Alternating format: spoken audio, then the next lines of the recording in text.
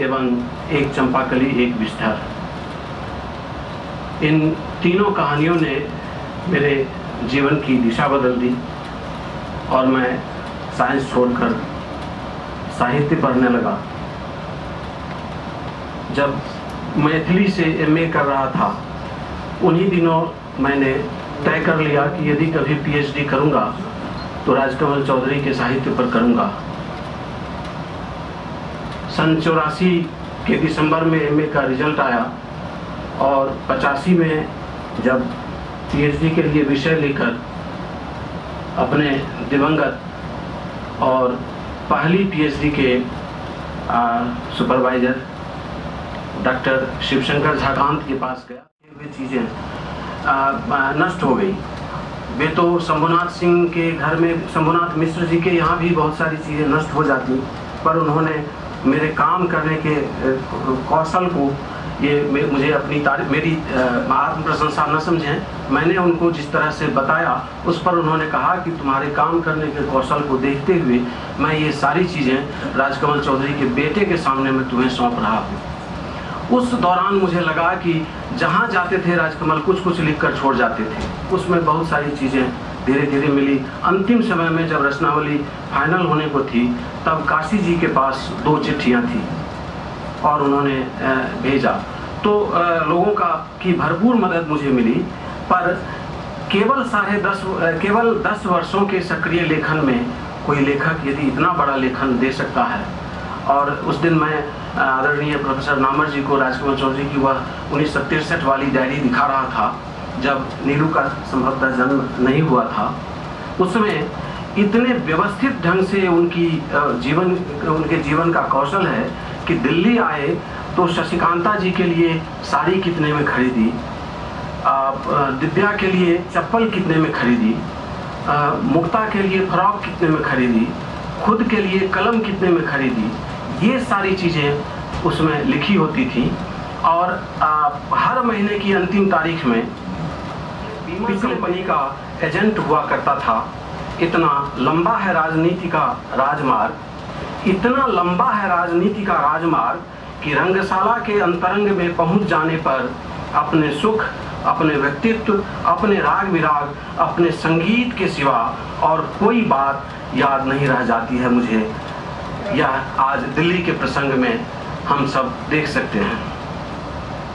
आगे मुक्ति प्रसंग में एक जगह उन्होंने लिखा, जहरीले मवाद और रक्त मिश्रित पेशाब की गंध से, अर्थात लोकतंत्र से और राशन कार्डों से मैं अपने बच्चों और विधवाओं को कैसे मुक्ति दे पाऊं। एक व्यक्ति, एक ऐसा कवि जो अपने शरीर की व्याधियां भी अंतर्राष्ट्रीय व्याधियों के रूप में जीता था और कहता था कि क्यों मेरी कमर की हड्डी में और वियतनाम में एक ही युद्ध हो रहा है। मैं ऐसे कवि, ऐसे कहानीकार, ऐसे उपन्यासकार की रचनाओं का संकलन कर पाया आप लोगों के सहयोग से, सभी बुद्धिजीवियों के सहयोग से, अपने गुरुओं की प्रेरणा से आज मैं अभिभूत हूँ। यह रचनावली यदि शशिकांता जी के जीवित आ गई होती तो मुझे और हर्ष होता। बहुत बहुत आभार, बहुत बहुत धन्यवाद शशिकांता जी का और नीलकमल का, जो मेरे प्रति विश्वास बना रहा, उसी का परिणाम है कि मैं यह इतने मुक्त से ढंग से कर पाया।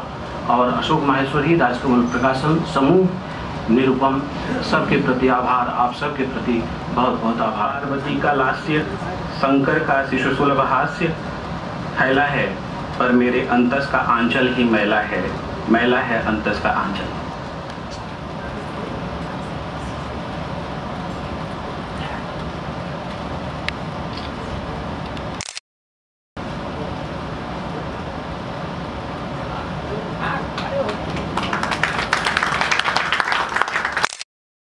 ताश का पत्ता की दुनिया खेले मुझसे, का पत्ता की दुनिया खेले मुझसे, फेंक दे कूड़े में मुझको उस अंधेरी सी गली में।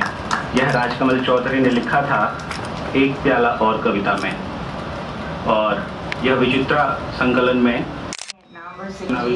आदरणीय मैनेजर पांडे जी, झा साहब, चौधरी साहब, देवशंकर नवीन जी, प्रिय निरुपम और सभी सभागार में बैठे विज्ञजन, मैं राजकमल चौधरी को काफ़ी पढ़ा होने का दावा तो बिल्कुल कर नहीं सकती। एक तो अनुपलब्धि थी चीज़ें, दूसरे मैंने जो जिस उपन्यास के बारे में सुना और थोड़ा पढ़ा वो मछली मरी हुई थी, वही उपन्यास उस समय उपलब्ध था।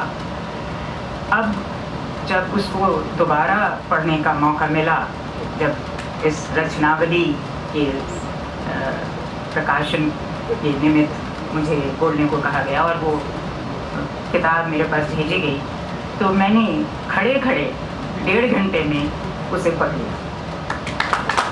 इतनी पठनीय पुस्तक, इतना पठनीय उपन्यास शायद ही कोई हो। मुझे याद ही न रहा कि बैठना भी चाहिए, मैं खड़े खड़े उसे पढ़ ली। मगर इसे पढ़ना जितना आसान था, उतना उसे पचाना कठिन था। इसलिए नहीं कि राजकमल चौधरी विकृतियों पर लिखते हैं। इस उपन्यास में व्यक्ति की और समाज की विकृति पर जमकर लिखा गया है, बेबाकी से लिखा गया है। उससे मुझे कोई असमंजस नहीं होता। उन्होंने भूमिका में एक बात कही है जो मुझे उपन्यास का मूल विषय लगी ही नहीं। जब उपन्यास पढ़ा तो वही कहीं कहीं चौरंगी की धुन आई। अभी निरुपम ने बताया कि बहुत बड़ा काम राजकमल चौधरी ने किया था कि चौरंगी का उन्होंने हिंदी में अनुवाद मात्र 2-3 साल के अंदर ही उसके छपने की कर दिया था। क्यों किया? उन्होंने पहचाना कि ये जो हमारा परमिट राज वाला अर्थतंत्र है, उससे जो नव धनाट्य वर्ग पैदा हो रहा है, उसका जो अनाचार, दुराचार, व्याभिचार है, जो उसकी अर्थ लोलुपता है, वो हमारे देश को किस तरह घुन की तरह खा रही है और भविष्य में यही आगे चलकर देश को नष्ट करेगी। और उस अर्थतंत्र पर उन्होंने लिखा है मछली मरी हुई में। और जो उनका पात्र है, जो नायक है या खलनायक है, जो भी है, अनायक है, वो बहुत प्रज्ञावान और पर ईमानदार व्यापारी है, बहुत बलिष्ठ। शायद राजकमल चौधरी ने लिखा भी है कि हीथक्लिफ और ओथेलो जैसा कोई पात्र वो करना चाहते हैं, ये उनकी महत्वाकांक्षा है। तो उसको हबशी की तरह, हबशी तो नहीं पर हबशी रूपा जरूर दिखलाया है निर्मल पद्मावत को, जो उनका एंटी हीरो या अनायक है। मगर सब कुछ होते हुए बलिष्ठ है, समर्थ है, प्रज्ञावान है, ईमानदार है, मगर नपुंसक। और नपुंसक की यंत्रणा एक व्यक्ति की यंत्रणा और उस समाज में स्थित उस व्यक्ति की यंत्रणा जो ईमानदार है, जो भ्रष्टाचार को बर्दाश्त नहीं करता, यही घूस देने के लिए वो कतई तैयार नहीं है और अपनी सारी प्रज्ञा को दांव पर लगाकर दिवालिया हो जाता है। मगर क्यों राजकमल चौधरी कहते हैं कि शायद पहली बार स्त्री समलैंगिकता पर लिखा गया? इस उपन्यास में स्त्री समलैंगिकता आती जरूर है, मगर उस पर जो राजकमल चौधरी का नजरिया है, उस पर मुझे सख्त आपत्ति है, घोर आपत्ति है। आप सब विज्ञजन हैं यहाँ बैठे, आप सभी ने एलन ट्यूरिंग का नाम सुना ही होगा। आप सब जानते हैं वो फादर ऑफ कंप्यूटर्स कहलाए जाते हैं और द्वितीय विश्व युद्ध में उन्होंने ब्रिटेन की तरफ से कोडिंग वगैरह का काम ज़बरदस्त जर्मनी में किया था और सबसे बड़े देशभक्त वो ब्रिटेन के थे। मगर जब द्वितीय विश्व युद्ध समाप्त हुआ तो एलन ट्यूरिंग को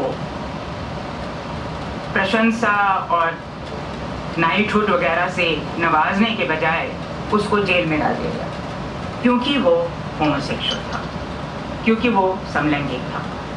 और फिर सिर्फ जेल में नहीं डाला गया, जो विकल्प जेल का उसको सुझाया गया वो ये था कि वो हार्मोन्स लेकर स्वस्थ हो जाए। मतलब समलैंगिक होना रोग था, अपराध ही नहीं, रोग माना जाता था ब्रिटेन में। और उसने वो हार्मोन्स लिए भी क्योंकि जेल का वही विकल्प था, मगर उसके जो दर्दनाक और हैबतनाक साइड इफ़ेक्ट्स हुए, उनके चलते अंततः कुछ ही दिनों में आत्महत्या कर ली। तो ये एक नज़रिया ब्रिटेन का था।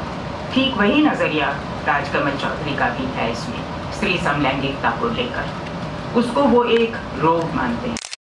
बहुत आज़ाद स्त्री का उन्होंने चित्रण किया है, सेक्सुअली आज़ाद स्त्री का, स्वच्छंद स्त्री का, जो न वैश्या है न गृहस्थ स्त्री है। और उससे फिर एक व्यक्ति डॉक्टर रघुवंश, जो इसमें एक उदात्त चरित्र है, वो विवाह भी करता है। प्रेम वो किसी और से ही करती है, निर्मल पद्मावत से। निर्मल पद्मावत भी उससे प्रेम करता है। मगर जब दूसरी दो स्त्रियां, इसकी बेटी प्रिया और एक अन्य स्त्री समलैंगिक संबंध रखती हैं, तो उसको रोग माना जाता है। और उसका जो उपचार इस पुस्तक में दिखलाया गया है वो बहुत ही हैबतनाक है, भयावह है, और वो है राक्षसी। राक्षसी शब्द इसी में आया है, बलात्कार।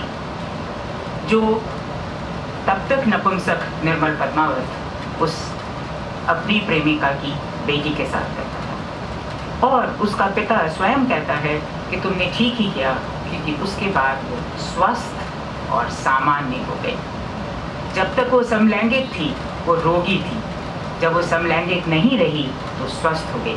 पिता ही नहीं, वो लड़की स्वयं मनी मन निर्मल को प्रणाम करती है।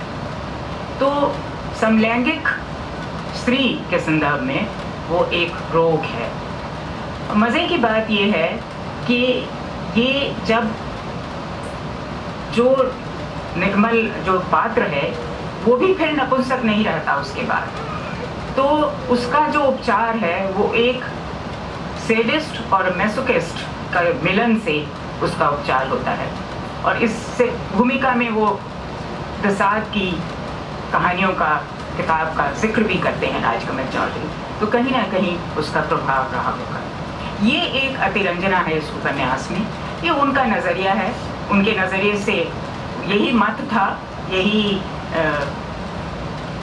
हिंदुस्तान में तो आज तक उसको अपराध माना जाता है समलैंगिकता को, और हमेशा से रोग माना जाता रहा है। यही एक मत जो स्वीकृत मत था, वही उनका राजकमल चौधरी का भी इसमें मत हुआ। और ये अचरज में डालता है क्योंकि कहीं भी और कहीं भी तो वो स्वीकृत को मानते नहीं है। सिर्फ यही क्यों स्वीकृत को माना मैं नहीं जानती।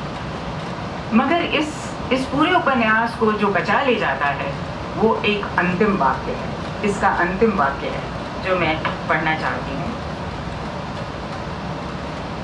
प्यार मरता है, वासनाएं भी मर जाती हैं, करुणा ने, केवल एक करुणा नहीं मरती है। और यही बात पहले भी डॉक्टर रघुवंश इसके 8वें अध्याय में कहते हैं। सबसे बड़ी बात है करुणा, और कुछ नहीं चाहिए, सिर्फ करुणा चाहिए। एक यह हो तो सारा दुख मिट जाता है। ये बात वो जो कहते हैं, इसका एक जो चरित्र, जो सामान्य चरित्र है, वो बहुत, उसमें कोई आकर्षण भी नहीं है, बहुत कोई बड़ी प्रज्ञा का धनी भी नहीं है, कुछ नहीं है, बस इतनी बात कहता है, बड़ी बात कहता है कि और कुछ नहीं चाहिए, करुणा चाहिए। और उसी पर आके ये उपन्यास समाप्त होता है। तो कहीं ये जो सब कुछ इसमें है, जो भी वृत्ति, जो भी विकृति, जो भी है, उसके अंतर्धारा जो उसकी है वो करुणा। राजकमल चौधरी अभिभूत हैं करुणा से, प्रतिफलित हो रही है करुणा उनकी रचनाओं में, और ये खासकर कविता में सामने आता है। कहानियाँ भी उनकी, मुझे कोई बिल्कुल भी परेशानी नहीं है विकृतियों पर लिखा जाए, क्योंकि विकृति भी हमारा, हर आदमी के अंदर, जिसे हम विकृति कहते हैं, वो सामान्य रूप से स्थित होती है। जिसे हम अनुकृति कहते हैं वो जानबूझकर करता है। विकृति हम सबके भीतर रहती है, हम उसका साक्षात्कार नहीं करना चाहते। हम चाहते हैं कि हम सबसे सर्वमान्य, सर्वस्वीकृत हों, और उसके लिए हम बहुत सारा नाटक करते हैं।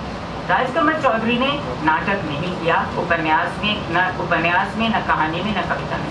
नाटक मैंने पढ़े नहीं, नाटक में शायद नाटक किया हो, मगर कविता मुझे लगता है कि कविता जब लिखी, कुछ कविताएं तो आपने सुनी ही, कविता जब लिखी तो विकृति पर नहीं लिखी। अर्थतंत्र पर तो उनकी गहरी पकड़ थी।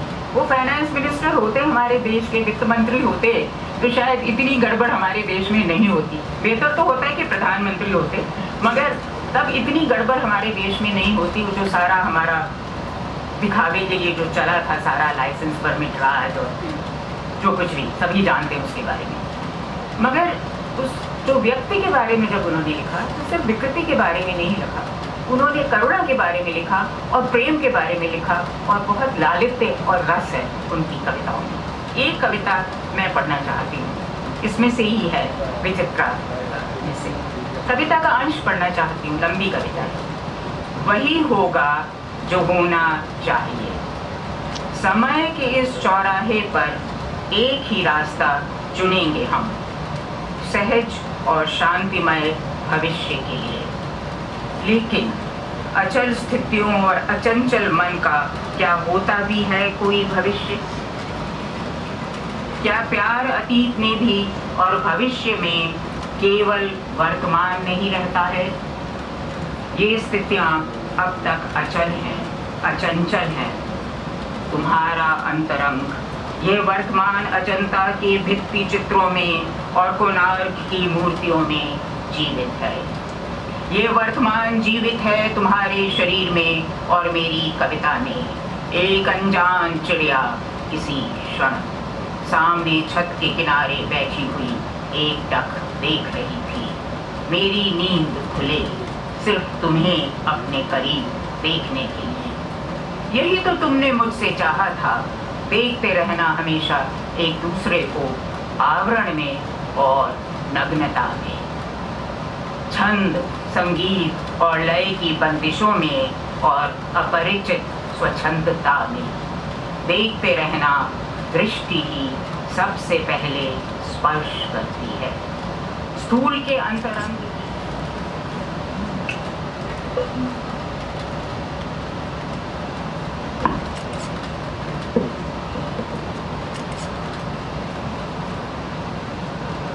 आदरणीय नामोरी जी,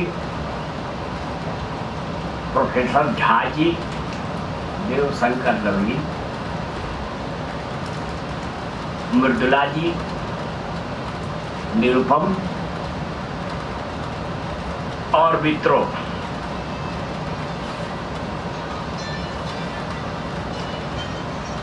राजकमल चौधरी के बारे में ठीक ही कहा था नवीन ने कि वे अपने समय से पहले पैदा हो गए थे।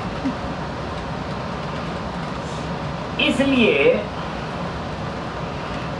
अगर वे फ्रांस में होते ज्या जेने की तरह, तो कोई छात्र उन पर इतना मोटा ग्रंथ सेंट जेने नाम से लिखता। पर हिंदी है, यहाँ प्रवृत्ति ये है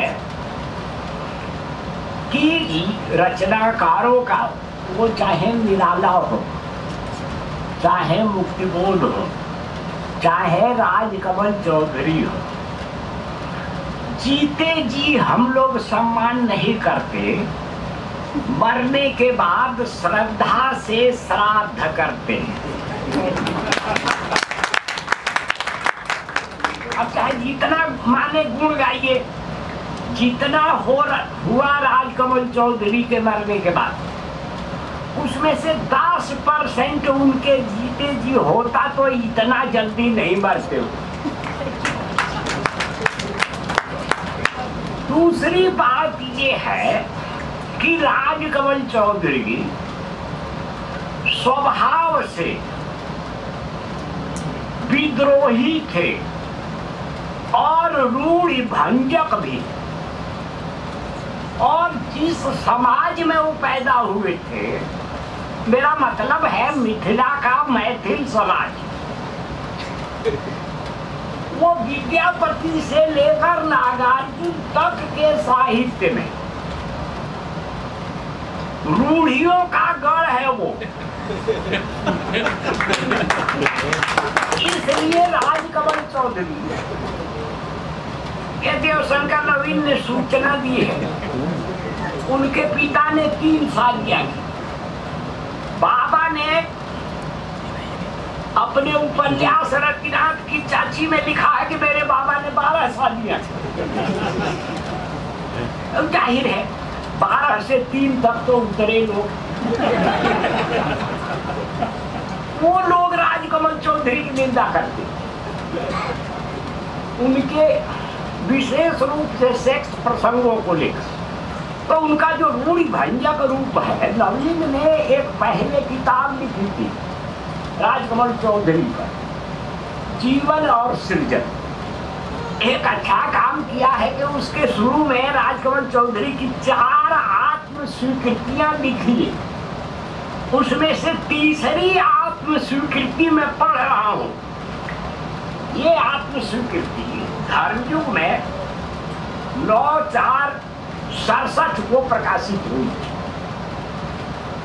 लिखा राजकमल ने कि मैं इनसे, मतलब समाज और परिवार से, आगे ब्रैकेट में है, अलग, इनके बगैर, इनसे सारे रिश्ते तोड़कर अपनी स्वाभाविक अव्यवस्थित और उल जलूल जिंदगी जीना चाहता हूं। परिवार की सीमाओं से स्वतंत्र जिंदगी, देश की प्रतिश्रुतियों से स्वतंत्र जिंदगी। इसीलिए मैंने कहा था कि राजकमल चौधरी विद्रोही थे और रूढ़ि भंजक थे।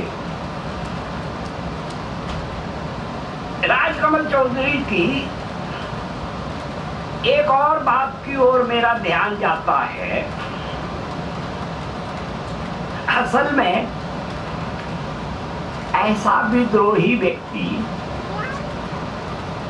जब रूढ़ि भंजन करता है वो लोगों को बहुत खराब लगता है। बाबा मेरा मतलब नागार्जुन ने राजकमल चौधरी की मृत्यु के बाद 2 कविताएं लिखी हुई, एक छोटी है और एक बहुत लंबी, लगभग 7 पृष्ठों की कविता है। जो लंबी है उसमें से एक हिस्सा मैं पढ़ रहा हूं राजकमल चौधरी का स्वभाव बताने के लिए। बाबा की कविता, इत्मीनान का आनंद भोग रहे हैं मुट्ठी भर लोग, उनकी ओर उठाकर तना हुआ हाथ, चीखे तुम उनकी आवाज में, छोटे हैं ससुरे, पाची है ससुरे, पकड़ो पकड़ो भागने न पाए। इस पर हम 4 जने लगे आपस में घुसूर फुसूर करने। यही कर रहे थे राजकमल चौधरी। तो कौन प्रसन्न होता उनसे? कम से कम ये 4 जने जो खुसूर फुसूर कर रहे हैं, हर समाज में ऐसे 400 लोग होते हैं। और जो सच बोलता है, असल में ये लोग करते क्या है, शालीनता की रेशमी चादर से ढक कर अपनी अश्लीलता छिपाते। चौधरी लोगों की चादर हटा दिया करते थे, अश्लीलता दिखाई देने लगती थी तो गरियाते थे लोग। ये राजकमल चौधरी अपने ही एक मित्र धूमिल के शब्दों में दुनिया के व्याकरण के विरुद्ध था राजकमल चौधरी। और दुनिया का व्याकरण चलाने वाले जो लोग हैं वो भला ऐसे आदमी को जीने देंगे? राजकमल चौधरी ने, मैं, उनका साहित्य बहुत विशाल है, आपके सामने 8 खंडों में है। इस पर भाषण देने के लिए कम से कम 8 दिन तो चाहिए। ना आपके पास है ना मेरे पास है। मैं उनके साहित्य के प्रसंग में, जाहिर है कहानीकार भी हैं और उपन्यासकार भी हैं, मृदुला जी ने, उन्होंने उपन्यास का पर छपी बहुत बाद में सुरेश शर्मा नाम के हम लोगों के, खास तौर से नामवर जी के छात्र, उन्होंने एक संकलन तैयार किया राजकमल चौधरी की कविताओं का इस अकाल बेला में। उसमें पहली बार ये कविता छपी। ये जो दास कविता है, पहली बात तो ये है, ये 65 में लिखी गई थी। 5 खंडों की लंबी कविता है। कविता 5 खंडों के बावजूद अधूरी है। बोधपन था राजकमल में, उनके यहाँ भी कविताएं अधूरी थी। पर मित्रों, कभी कभी अधूरेपन में भी उदात्तता होती है। असफलता में भी उदात्तता ऐसी होती है जो क्षुद्र सफलता में नहीं मिली। माने कल्पना कीजिए, एक आदमी एवरेस्ट पर चढ़ने की कोशिश कर रहा है, असफल हो गया। वह उदात्त होगा कि एक आदमी सफलता पूर्वक खाट पर चढ़ गया, वो उदात्त होगा।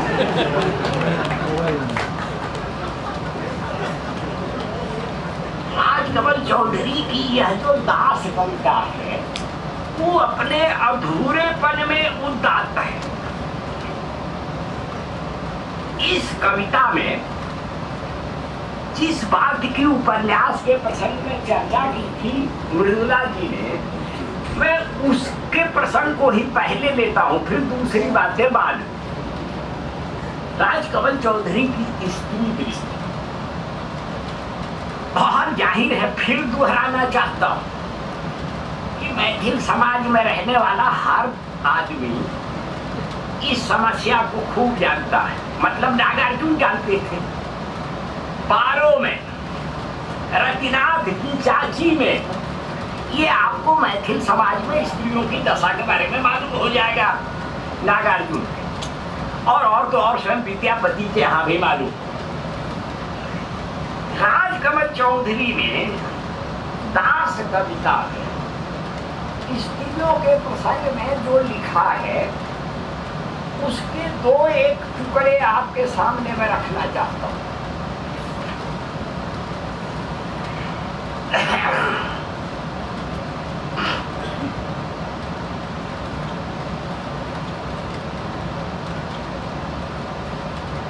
पहला, पुरुष है आदिम अंतर्द्वंद्वों का दास और नारी उसके संरक्षण की दासी है। इस ठोस तथ्य को, जो मृत्यु की तरह अपरिवर्तनीय है, चाहे जैसे और कितना इसे झुठलाए, सहन करने की ही प्रक्रिया में कुटुंब, कबीला, समाज, संस्कृतियां, सभ्यताएं सिरजी गई। सब स्त्री को गुलाम बनाने के लिए बनाई, सब में स्त्री की गुलामी मौजूद है।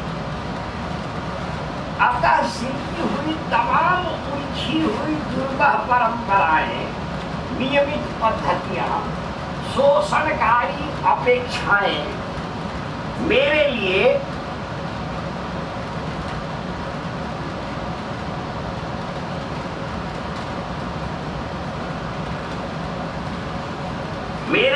क्योंकि मैं अग्रज हूँ, नारी के मृत अतीत की देन हूँ, सौतेला भाई वर्तमान का दास हूँ, गोत्र, पितर, वर्ण, वर्ग, वंश, परंपरा और धर्म का दास वगैरह। दूसरा प्रसंग इसी का देखिए, इसी कविता से, दास कविता।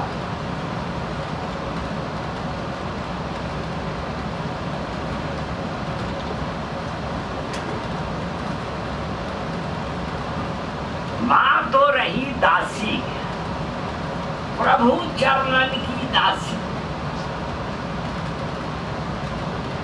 मत पूछ कौन प्रभु, पति या परमेश्वर, या दोनों के बीच गृह स्वामी या मुखिया या पुरोहित या लठैत जमींदार या फिर चौकीदारी से जुड़े हुए सारे अफसर वगैरह हो गए। दूसरी जो इस कविता की मुझे विशेषता नजर आती है तो वो ये है कि ये कविता जितनी अपने समय की कविता है उतनी ही आज के समय की भी कविता है। ये जो आज के समय की कविता है उस प्रसंग में एक दो प्रसंग देखिए।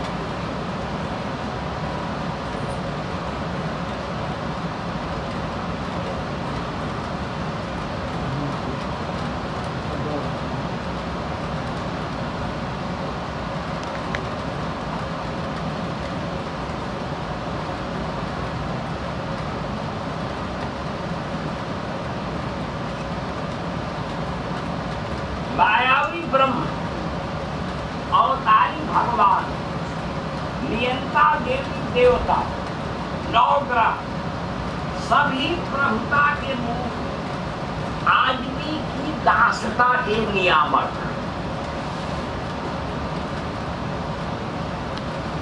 पुराणपंथी धर्म, नियतिवादी कर्म और सत्ता के सेवक वगैरह हो गया। अब कुछ आज से जुड़ता है कहीं देखिए और याद कीजिए आसाराम बापू।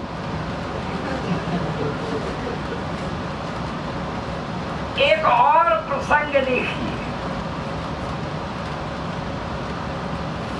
अनेक प्रसंग हैं।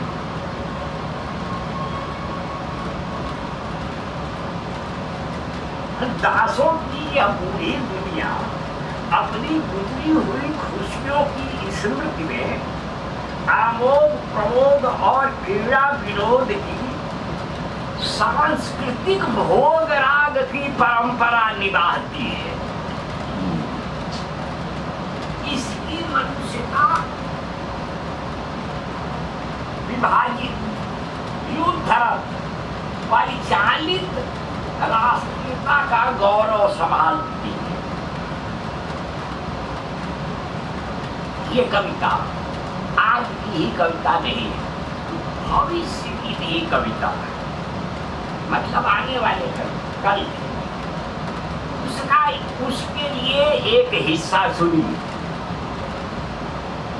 अगली दुनिया के अन्वेषकों, हमारी दुनिया तो यही है, मतलब अब तक जो उन्होंने बताया दास कविता में, ये उस कविता का आखिरी हिस्सा है।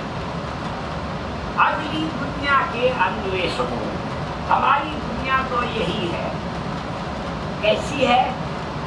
प्रभुता से नियंत्रित, दासता से अभिशप्त, बर्बर अमानवीय ताकतों से अनुशासित, अनियामक जनता की दुनिया।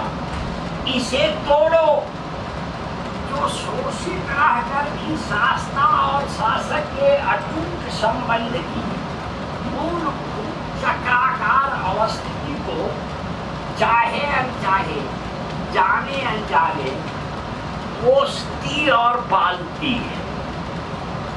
मतलब यह दास कविता अपने समय की कविता है, आज के समय की कविता है और आने वाली कल की भी कविता है।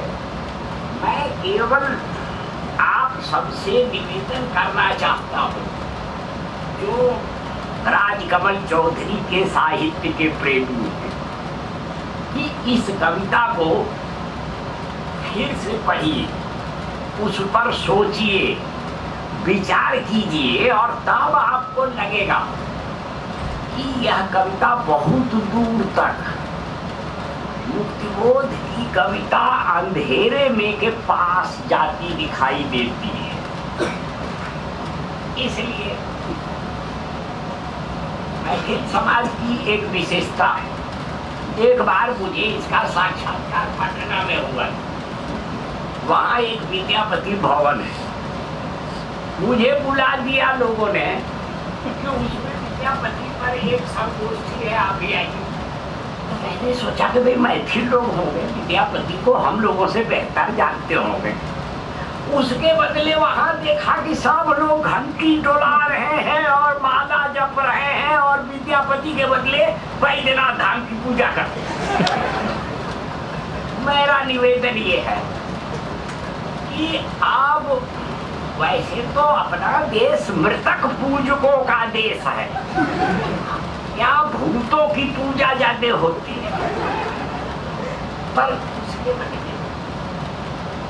जो किया है राजकमल ने, उसको पढ़ने बुनने से राजकमल चौधरी का तो कुछ नहीं बनेगा, पर आपका और हमारा जरूर कुछ बनेगा।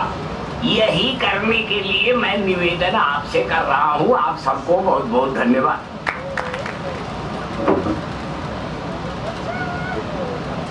आदरणीय नामवर जी, श्री मैनेजर पांडे जी, अशोक मोहश्री जी, नवीन जी, मिद्रा जी,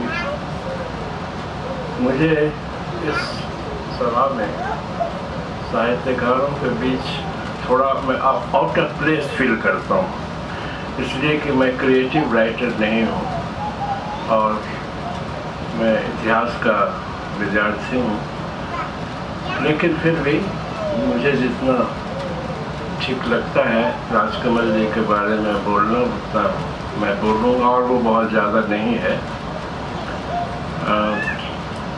मेरे लिए खुशी की बात है कि राजकमल जी की रचनावली का आज लोकार्पण हो रहा है, और खुशी इसलिए भी है कि राजकमल जी से मेरी अंतिम मुलाकात उनके मृत्यु के एक दिन पहले हुई थी पटना में, और वो किसी कारणवश हम दोनों में कुछ मनमुटाव हुआ था कुछ दिनों के लिए, और जब वो बहुत बीमार थे तो उन्होंने मुझे कहला भेजा कि मैं उनसे आके मिलूं। मैं गया था मिलने, और उस दिन राजकमल जी, वो विद्रोही राजकमल जी, हारे हुए लग रहे थे, और उन्होंने मुझे ये कहा कि मेरे इलाज के पैसे नहीं हैं, और मैं जो कुछ कर सकता था मैंने किया, लेकिन मैं वहाँ से तुरंत गया किसी पटना के किसी राजनीतिक के पास, और मैंने उनसे कहा कि ऐसी ऐसी बात है। उस ज़माने में आपको याद होगा कि यूनाइटेड फ्रंट की पहली सरकार बनी थी, 66-67 की बात है, और कर्पूरी ठाकुर बिहार के मुख्यमंत्री थे। उनको फ़ोन किया गया और उन्होंने मुझे बुलाया और कहा कि कल से कुछ इंतज़ाम हो जाएगा। ये शाम की बात थी। दूसरे दिन से बात उन्होंने कहा कि कुछ इंतज़ाम हो जाएगा पटना मेडिकल कॉलेज अस्पताल में, जो आवश्यक निर्देश हैं वो चले जाएंगे। मैं सुबह, अब चूँकि कॉलेज में पढ़ाता था वहाँ पटना में, तो मैं कॉलेज क्लास लेके मैं वहाँ मिलने गया राजकमल जी से, ये कहने के लिए कि सारा कुछ इंतज़ाम हो गया है। लेकिन जब गया तो मुझे वहाँ बताया लोगों ने कि उनका देहांत तो रात में ही हो गया था, और उनके जो स्वजन थे वो उन्हें सुबह सुबह लेके चले गए थे। तो वो एक ऐसा मोमेंट था मेरी ज़िंदगी में जो बहुत ही मुझे हिला देने वाला था, कि जिसके लिए इतना किया गया और वो आदमी नहीं रहा, उसको उसका कोई फायदा नहीं हो सका। राजकमल जी से मेरा लगाव 1955-56 के आसपास हुआ था। उस वक्त मैं प्रेसिडेंसी कॉलेज कलकत्ता से BA ऑनर्स करके पटना आने वाला था, और मेरे बड़े भाई जो डॉक्टर थे उनसे उनकी दोस्ती थी। तो और राजकमल जी भी और जगहों से थके हारे कलकत्ता आ गए थे। मैं उन चीज़ों का जिक्र नहीं करना चाहता, लेकिन उनका लगाव हमारे परिवार से कुछ ज़्यादा ही था। मेरे पिताजी से भी था, मेरे भाई से भी था, बड़े भाई से, और बाद में मुझसे भी हो गया। और उसी ज़माने में वो स्वर्गंधा की जो कविताएं हैं उसमें से काफ़ी कविताओं का सृजन भी हुआ था। और आपने बताया कि शायद 62 में वो किताब छपी है स्वर्गंधा ने, 49 में, हाँ 49 में नहीं चल सकती, 59 में हुई, हाँ 59 में वो किताब छपी है। तो वो किताब छपने का इंतज़ाम कुछ नहीं था और मेरे पिताजी ने उसको छपाया था, और राजकमल जी ने उसमें जो किताब डेडिकेट किया था उसमें एक मैं भी था। 3 या 4 लोगों को उन्होंने डेडिकेट किया था, उसमें एक मैं भी था। एक थे उनके रिश्ते में भाई होते थे मायानंद, उनको भी किया था, मुझे भी किया था। तो स्वर्गंधा उनकी पहली किताब थी और वो मैं हमेशा जब राजकमल की बात होती है तो मैं ये कहता हूँ कि हाँ उन्होंने अपनी किताब मुझे डेडिकेट की थी। मुझे बहुत खुशी होती कि उन्होंने इतना स्नेह दिखाया कि अपनी किताब मुझे समर्पित किया। राजकमल जी जब कलकत्ते में थे तो मैं फिर BA पास करके पटना चला आया था MA करने के लिए, और हम लोगों का खतो खतावत चलता रहा। और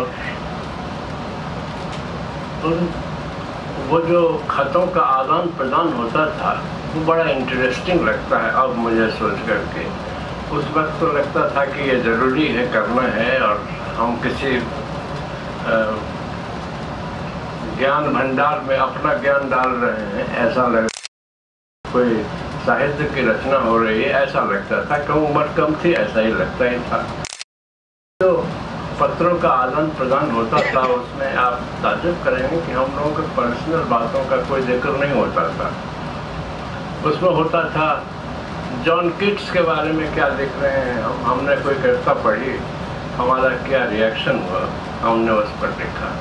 आर्थर रिम्बो की किताब पढ़ी, ये कविता पढ़ी, तो उस पर क्या रिएक्शन उनका हुआ वो उन्होंने लिखा। T.S. एलियट पर क्या हुआ वो उन्होंने लिखा। इस तरह की चीज़ें लिखी जाती थी उसमें, और वो इन चीज़ों को लेकर के वो कभी कभी वो पूरी एक्सरसाइज कॉपी भर जाती थी, और हम लोग उसको रजिस्टर्ड पोस्ट से भेजते थे पटना से, और वो भी लिखते थे। और कोई ये नहीं था, ऐसी कोई ममानियत नहीं थी कि वो एक हफ्ते में चिट्ठी का जवाब देंगे। वो हो सकता है 2 हफ्ता लग जाए, 3 हफ्ता लग जाए, महीना भर लग जाए। उसका कारण ये था कि वो लिखते लिखते जब पूरी किताब जैसी बन जाती थी तब वो आती थी, तब उसको वो भेजते थे और हम लोग भी भेजते थे।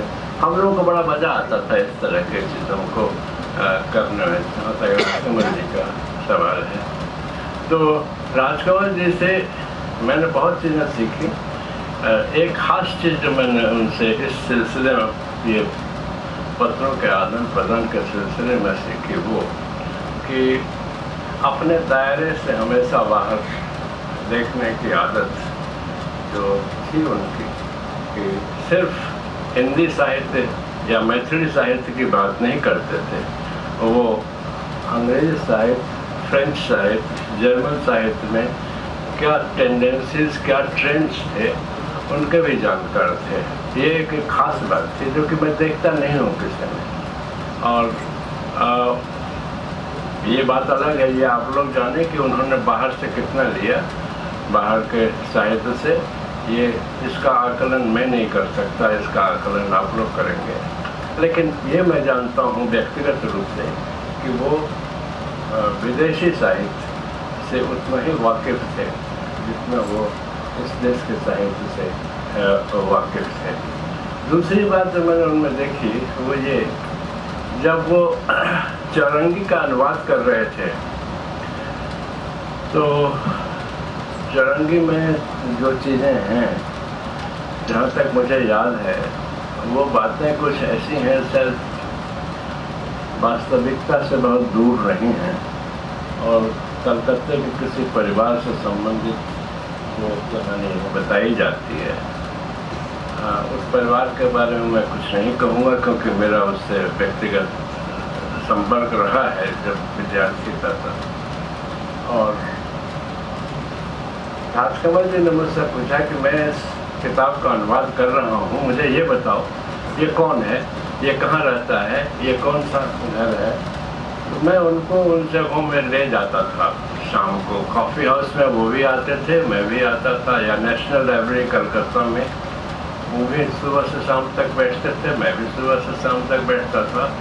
और वहाँ से मैं उनको ले जाता था चौरंगी, पार्क स्ट्रीट और जो उसके उस आसपास के इलाके हैं जिससे संबंधित चौरंगी उपन्यास है, जहाँ का जोग्राफिकल लोकेल जो था उसका चौरंगी का, वो सारे इलाके में उनको दिखा देता था। तो वो चाहते थे कि उनको एक फर्स्ट हैंड नॉलेज भी हो जिसके बारे में वो लिख रहे हैं। जब वो मछली मरी हुई लिख रहे थे वो भी उन्होंने कलकत्ते में ही लिखा। वैसे तो किताब आपने बताया कि भाषा सिलसिले में निकली है, लेकिन उसकी पांडुलिपि तैयार हो रही थी 60-61 में। और उस वक्त मैं रिसर्च कर रहा था और वो सुबह आते थे मैन्युस्क्रिप्ट लेकर के नेशनल लाइब्रेरी में और अपना काम करते थे और मुझे दे देते थे कि जरा देखना है इसको, तुमको कैसा लग रहा बताना। तो मैं पढ़ता था उसको, मुझे अच्छा लगता था। उस तरह का प्रोज तो मैंने उस ज़माने में किसी का पढ़ा नहीं था। हिंदी में उस तरह का लेखन जो सशक्त भाषा उनकी होती थी, वो भाषा मुझे किसी की देखने को नहीं मिली उस ज़माने में। आज से 40-50 साल के पहले की बात है। आज तो खैर बहुत कुछ बदल गया है, लेकिन उस ज़माने में मुझे कोई नहीं मिला।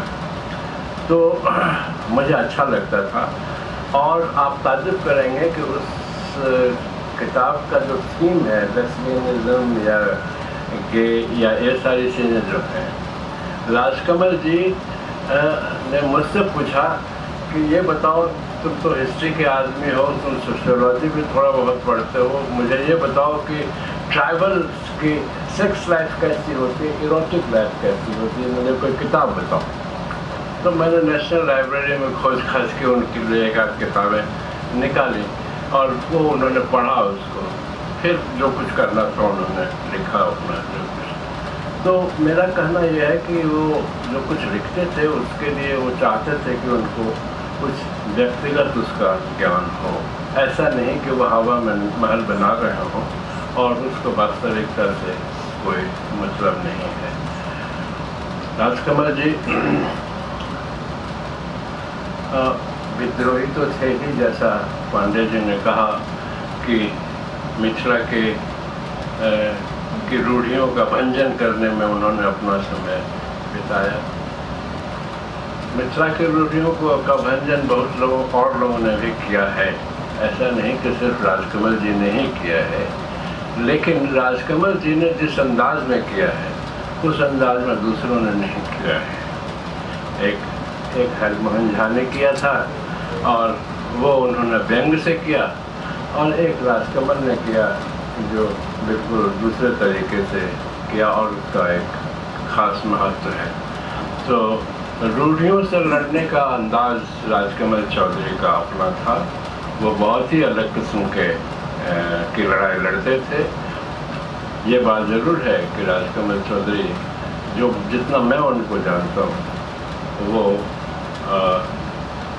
अंतर विरोधों के पोटली जैसे कुछ लगते हैं कि इतने सारे कॉन्ट्राडिक्शंस हैं उनमें कि ये कहना कि राजकमल चौधरी ये थे, राजकमल चौधरी वो थे, ऐसा मुझे नहीं लगता है कि संभव है। उनकी व्यक्तिगत जीवन जो थी वो किसी स्तर पर बिल्कुल अराजकता से भरी हुई थी और किसी स्तर पर लगता है कि बड़ा व्यवस्थित जीवन जी सकते थे और कभी कभी जीते भी थे। लेकिन वही था कि वो नशे में इतना रहते थे या उन्होंने ऐसा एक नशे की आदत पाल दी थी जिससे उनका स्वास्थ्य गिरता गया और वो बीमार होते गए। आखिर में जो वो उनकी मृत्यु भी हुई तो मुझे जहाँ तक याद है शशि जी उस वक्त पटना में थी और उनकी पत्नी शशि जी पटना में थी और राजकमल जी काफ़ी व्यवस्थित हो गए थे तब तक। वो उनका जो पहले वाला अंदाज था वो उस वक्त नहीं था, बहुत ही सिस्टमेटिक आदमी हो गए थे। तो लेकिन वो आदत नशे की थी तो उनका हेल्थ पहले से गिर गया था और वो बीमार पड़कर ख़त्म हो गए।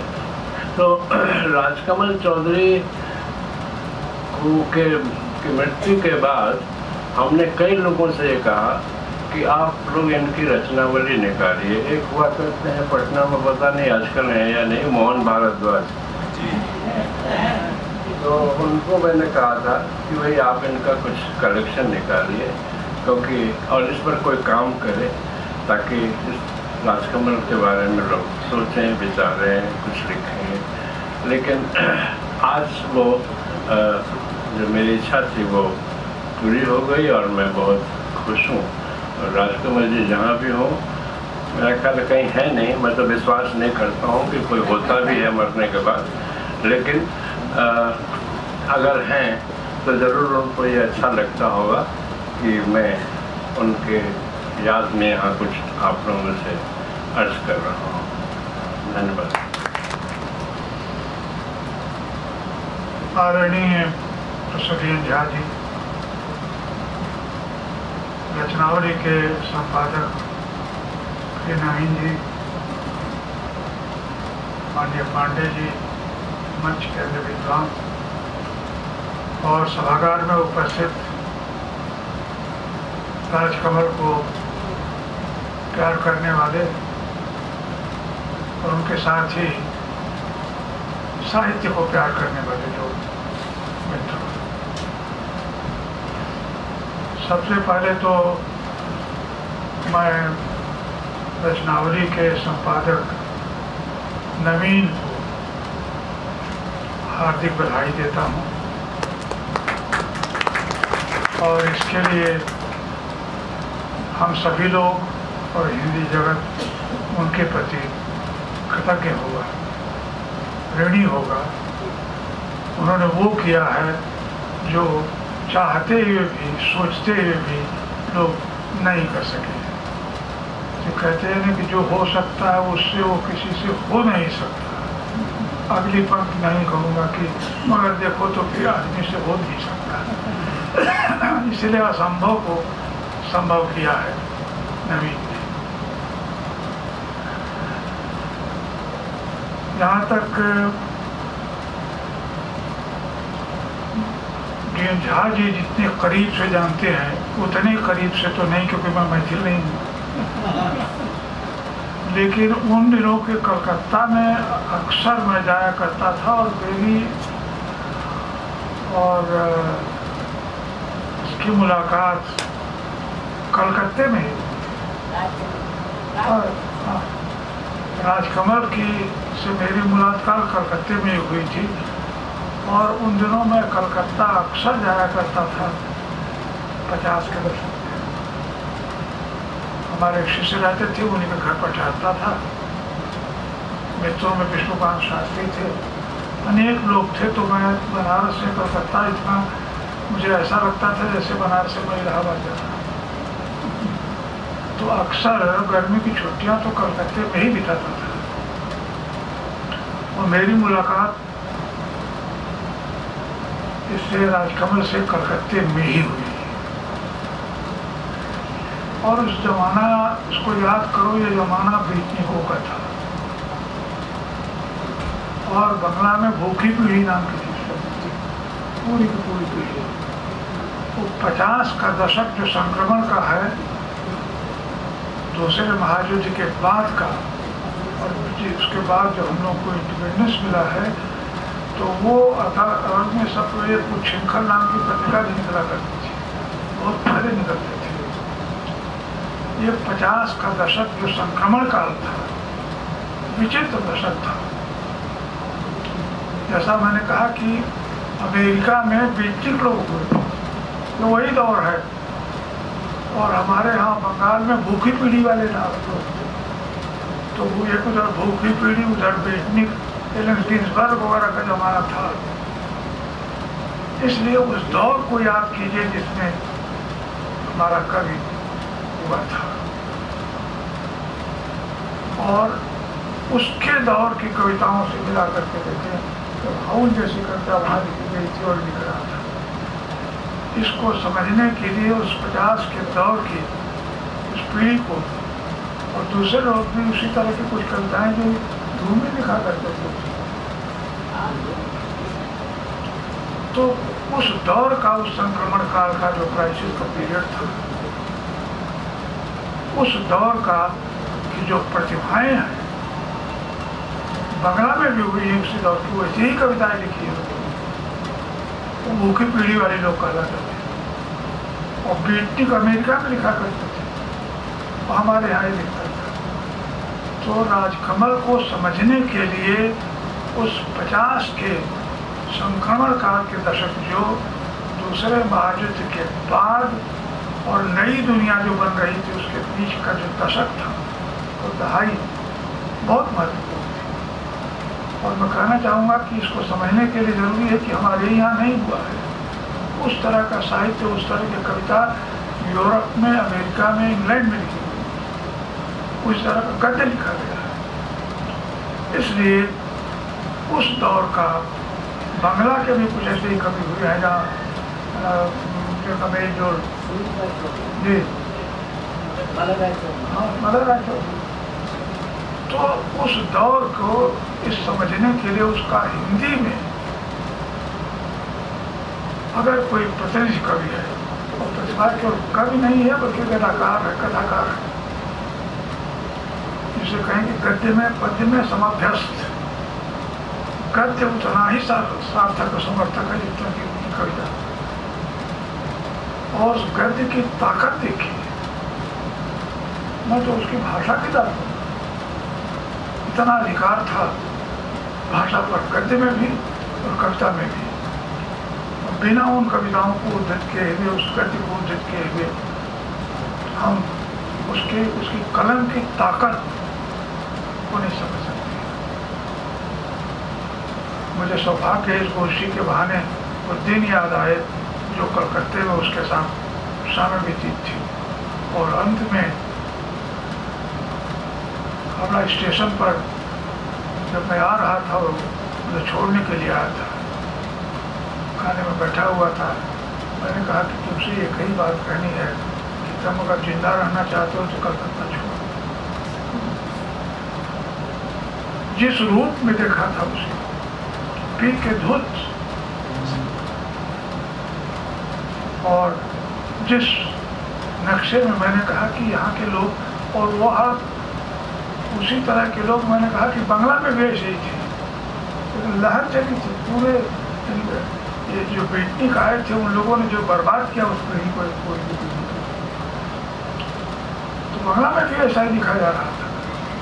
और वहाँ से लेकर के मैंने कहा कि देखो, अगर तुम जिंदा रहना चाहते हो तो एक ही चीज़ है। स्टेशन में मुझे छोड़ने आया था, तो मैंने कहा कि मैं तो जा रहा हूँ बनारस, लेकिन एक काम करो कि तुम अगर जिंदा रहना चाहते हो तो छोड़ दो, क्योंकि तुम्हारी शामें देख चुका हूँ, रातें देख चुका हूँ। और बाद में छोड़ के जब आया तो इत्तेफाक से पटना में भी जो मंडली उसको मिली पिया करो भी, एक शाम मैंने उसी हालत में उसको देखा था। तो मैंने कहा कि मैंने सोचा था कि तुम पटना में आके बच जाओगे, मुझे क्या पता था कि दुनिया पटना में भी वैसी ही है, जो मैं मिल गई। दुख था। मैंने कहा कि देखो अब, और जिस हालत में मिला था मुझे लग गया था कि ज़्यादा दिन में जी नहीं सकता। एक ही चीज़ थी, उसकी किताबें कुछ छपी हुई थी। मैंने कहा कि सबसे मैं कहूँगा कि बहुत बड़ा काम है, हिंदी जगत कृतज्ञ रहेगा कि देवशंकर सिंह ने इसकी रचनावली पब्लिश कर दी। कृतज्ञ होना चाहिए। ये सबसे बड़ी सेवा साहित्य की है, हिंदी की है। मिथिला की है। और इसके लिए क्या करेगा बिहार और मिथिला क्या करेगा? वहाँ सम्मान करना चाहिए तो मिथिला। दिल्ली में तो ठीक है सब कुछ है, बिहार को देखना चाहिए कि उसका एक काम यहाँ बैठा हुआ दिल्ली से जयशंकर ने भी देखा किया। इसका लोकार्पण कायदे से पता नहीं पटना में कोई है इस लायक की नहीं है, मैं नहीं जानता। और आजकल चुनाव के चक्कर में लोग पड़े होंगे, लेकिन सच पूछिए तो सही जमीन जगह है जहाँ उसे इस किताब को लोकार्पण होना चाहिए। और इस बहाने अपने उस कल को जो मिथिला की अपनी परंपरा है साहित्य की, और कविता की ही नहीं गद्य की भी मुझे परंपरा है। आखिर बाबा नागार्जुन वहीं की देता है, एक एक से मिथिला का हुए साहित्यकार जो है वो मिथिला की समृद्ध परंपरा का मैं समझता हूँ कि हम थोड़े से प्रतिभाशाली लोगों से है जो गद्य में और पद्य में दोनों समृद्ध है। मैं इन शब्दों के साथ नतमस्तक हूँ, सिर झुकाता हूँ और हिंदी जगत की ओर से प्रणाम व्यक्त करता हूँ। धन्यवाद। सभी विद्वजन, हमें खुशी है कि आज राजकमल चौधरी रचनावली आप सबके बीच है। यह नवीन जी की ही मेहनत का फल है जो आज आप सबके सामने है। राजकमल चौधरी हमेशा से ही पाठकों के लिए लोकप्रिय रहे हैं। हमें विश्वास है कि पाठक रचनावली भी लेना चाहेंगे, इसलिए हमने 30 जून तक रचनावली पर विशेष छूट आकर्षण रखे हैं। और आप चाहें तो मतलब बाहर रचनावली आप सबके सामने है और उसको आप अपने लिए अपने प्रति सुरक्षित करवा सकते हैं।